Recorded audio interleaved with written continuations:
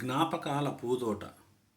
ఆనందపు పచ్చదనమే నానాటికి అరుదవుతున్న ప్రస్తుత బ్రతుకు ఎడారి గమనంలో జ్ఞాపకాల పూదోట లాంటి ఓయాసిస్ కంటికి కనిపించగనే ఒకంత పులకింతల పారవస్యంలో సేదతీర తృప్తిగా మనస్ఫూర్తిగా కదిలే కాలచక్రం మరలా బాల్యం నుంచి మొదలైతే ఎంత బాగుండో అనిపించింది ఒక క్షణం. బంగారు బాల్యం అని ఎందుకన్నారో గాని పెద్దలు, దాని విలువ అర్థం కావడానికి కాలం పెట్టిన నగ్న పరీక్షలకు తట్టుకొని నిలబడ్డ నా దేహానికి ఇప్పుడు అర్థమైంది.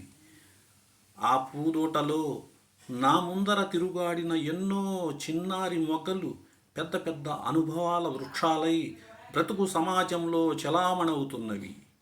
కొన్ని లేత ప్రాయంలోనే దేవుని కంఠాభరణంగా పరిమళించేందుకు దైవ సన్నిధానానికి త్వరపడి వెళ్ళిపోయాయి.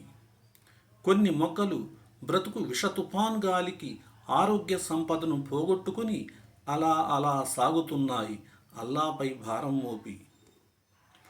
మరికొన్ని మొగ్గలు లక్ష్మీ సరస్వతి తల్లుల కరుణ కటాక్ష వీక్షణాలతో బ్రతుకు వృక్షాన్ని సంతృప్తి త్రోవలో కుదుపులు లేకుండా పైపైకి ఎదుగుతూ ఉన్నవి. ఒక్కొక్కరి బ్రతుకు ఒక్కొక్క పుస్తకం. కొన్ని పుస్తకాలు చదువుతుంటే బ్రతుకుని ఎలా జీవించాలో నేర్పుతుంటవి, మరికొన్ని ఎలా జీవించకూడదో నేర్పుతుంటవి. ఏది ఏమైనా, ఎవరు అవునన్నా కాదన్నా, ప్రతి జీవితం న్యూటన్ 3వ సూత్రం ప్రకారం నడవాల్సిందే. Thank you.